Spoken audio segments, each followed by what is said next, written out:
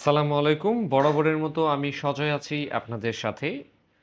ইবিএন host technical writer এবং documentation team থেকে। আজ আমরা কথা বলবো আপনি আপনার ওয়েবমেল অ্যাকাউন্টটা সিপ্যানেল থেকে কিভাবে ম্যানেজ করবেন বা manage webmail account in cPanel. তো আমাদের কাছে অলরেডি একটা সিপ্যানেল লগইন করা আছে। সিপ্যানেলটা থেকে আমরা আজকে বেশ কিছু ইমেইলের ব্যাপারগুলো দেখব।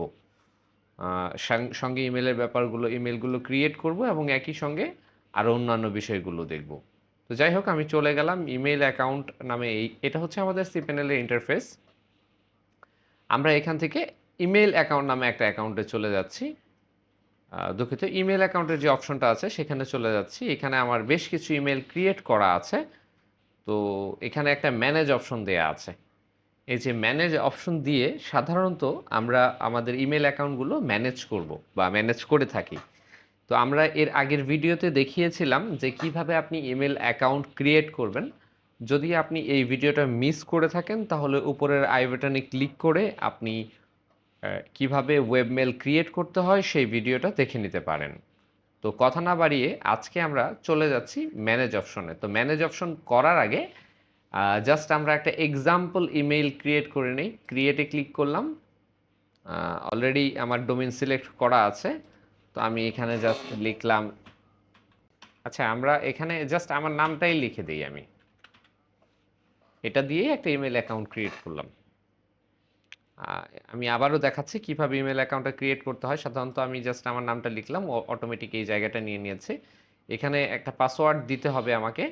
তো আমি জেনারেটে পাসওয়ার্ড দিয়ে দিলাম। এই পাসওয়ার্ডটা আমি কপি করে রাখলাম, ক্রিয়েট করলাম, জাস্ট ক্রিয়েটে ক্লিক করে দিলাম। এখানে ক্লিক করলে এই পেজেই থাকবে। যদি একাধিক ইমেল অ্যাকাউন্ট ক্রিয়েট করতে চান তাহলে এখানে ক্রিয়েট করে এখানে ক্লিক করে রেডিও বাটনে ক্রিয়েট করতে পারেন। যেহেতু আমি এই পেজে আর থাকতে চাচ্ছি না তাই আমি এই অপশনটা তুলে দিলাম, ক্রিয়েটে ক্লিক করলাম। অলরেডি ক্রিয়েট হয়ে গেছে। আমরা সেই অ্যাকাউন্টটা নিয়েই কাজ করব। আচ্ছা, আমরা এই অ্যাকাউন্টটা ক্রিয়েট করেছি। এখানে মানে এখন ম্যানেজ অপশন যেটা আছে, আমরা ইমেল অ্যাকাউন্টটা ম্যানেজ করব। ওকে, আমি ম্যানেজে ক্লিক করলাম। ম্যানেজে ক্লিক করার পরে আমাকে এখানে বেশ কিছু অপশন দিয়েছে। এর মধ্যে আমি আমার মেলটা চেক করতে পারি। আমি কন্ট্রোল ধরে চেক ইমেলে ক্লিক করলাম, এটা ওপেন হচ্ছে। রুবিক্স কিউবের রাউন্ডস কিউবের মাধ্যমে ওপেন হবে। আমি ওপেনে ক্লিক করলে মেল অ্যাকাউন্টে চলে যাবে। মানে আমি ইনবক্স দেখতে পারবো। ইনবক্সে ফার্স্ট মেইল যেটা থাকে সেটা আমাকে অলরেডি তারা পাঠিয়ে দিয়েছে। ওকে, আমি এটা কেটে দিলাম। আমি চেক মেইলটা দেখলাম যেহেতু।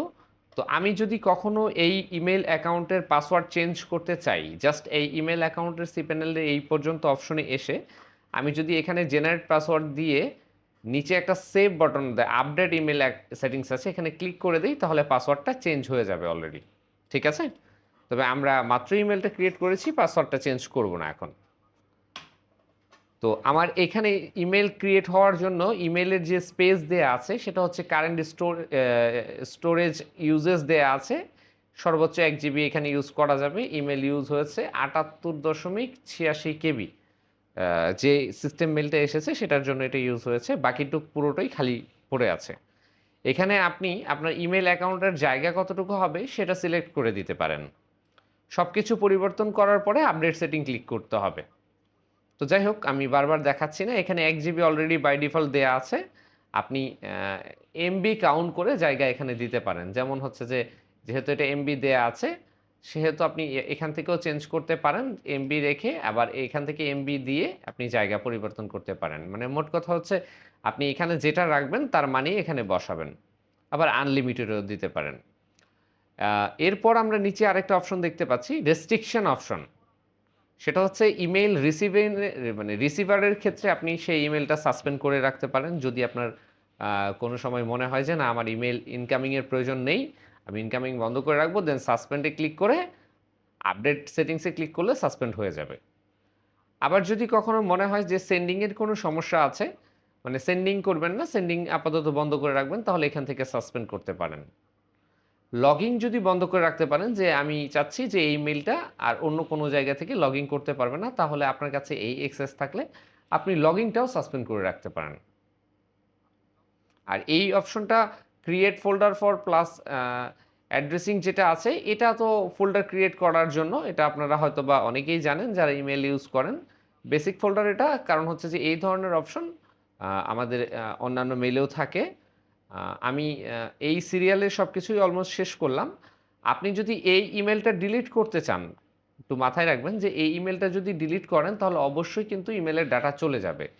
যেহেতু ডিলেটের প্রশ্ন আসছে তাই আমি বিষয়টা ভেঙে বললাম। ডিলিট করতে চাইলে এখান থেকে সরাসরি ডিলিট করে দিতে পারেন।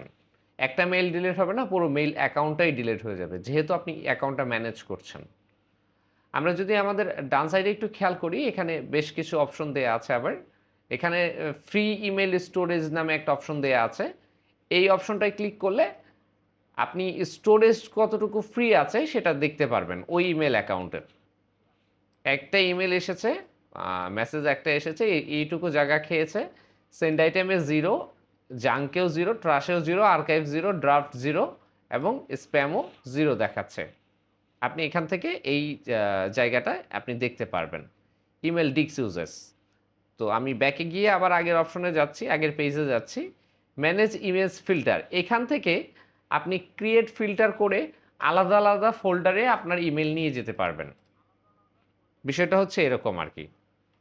ফ্রম মানে কোন মেল থেকে আসছে বা কোন ফোল্ডারে যাবে, মানে সাধারণত মেইলগুলো যদি আপনি শ্রেণীবিন্যাস করেন তাহলে এখান থেকে করে নিতে পারবেন খুব সহজেই। এটার বিস্তর একটা ভিডিও আছে, আপনারা চাইলে সেই ভিডিওটাও আমরা বানাতে পারি। তো আমি আবারও এটার থেকে ব্যাকে যাচ্ছি।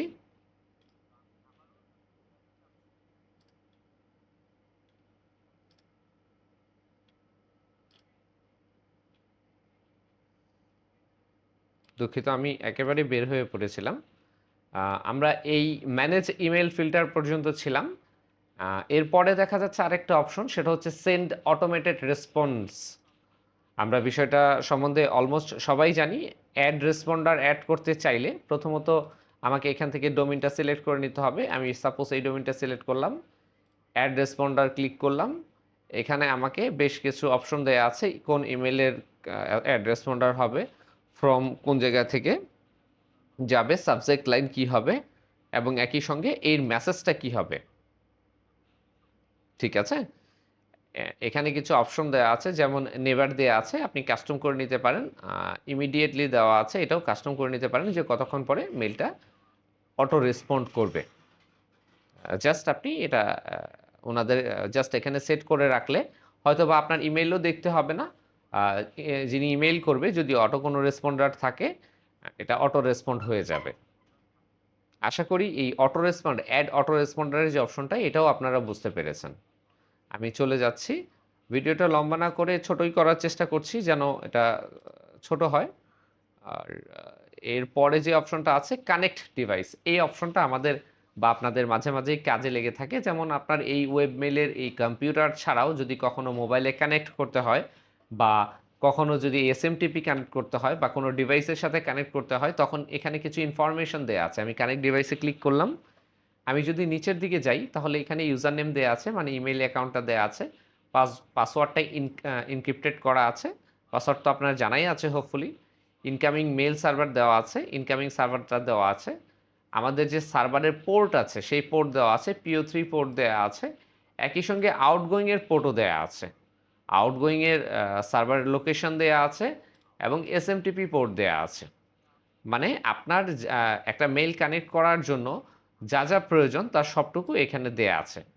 ঠিক আছে, আপনি চাইলে এটা দেখে এসএমটিপি কানেক্ট বলেন বা অন্যান্য যে ডিভাইসে কানেকশন আছে বা অন্যান্য কাজ আছে যেগুলোর জন্য এই ইনফরমেশনগুলো লেগে থাকে সাধারণত, সেটা আপনি এখান থেকে কালেক্ট করতে পারেন খুব সহজে। জাস্ট কানেক্ট ডিভাইসে ক্লিক করলে আপনি এই অপশনে চলে আসবেন। আমি আবারও ব্যাকে যাচ্ছি।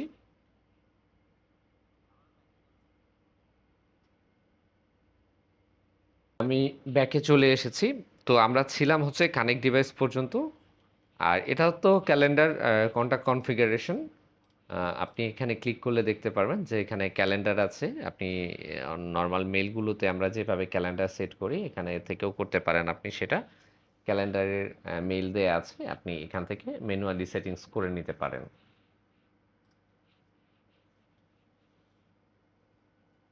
আর আপনি যদি এর সম্বন্ধে মানে এই ম্যানেজ ইমেইল সম্বন্ধে বা ওয়েব মেইল সম্বন্ধে আরও বিস্তারিত জানতে চান বা আপনি আপনার দিক থেকে পড়াশোনা করতে চান, সেই ক্ষেত্রে আপনি অ্যাবাউট দিস ইন্টারফেস অপশনটায় ক্লিক করবেন।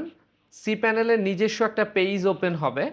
মূলত তারা যে তাদের টেকনিক্যাল সাইটগুলোতে রাইট করে, মানে লিখে যে তারা যারা রাইটার আছে এখানে, তাদের যে এখানে ব্লগ লিখা আছে সেগুলো আপনি পড়তে পারেন। হোপফুলি আপনার জন্য এটা হেল্প হবে। কোনো অংশে কম হবে না। আপনি এখান থেকেও অনেক কিছু জানতে পারবেন, ওয়েবমেল সম্বন্ধে অনেক কিছু শিখতে পারবেন। তো আশা করছি আজকের এই পুরো বিষয়টা আপনারা ক্লিয়ার হয়েছেন। আর এই পর্যন্ত আপনাদের আমাদের সাথে থাকার জন্য অসংখ্য ধন্যবাদ। আপনারা সবাই ভালো থাকুন, সুস্থ থাকুন। দেখা হবে আবারও কোনো এক ভিডিওতে। ধন্যবাদ, ভালো থাকুন।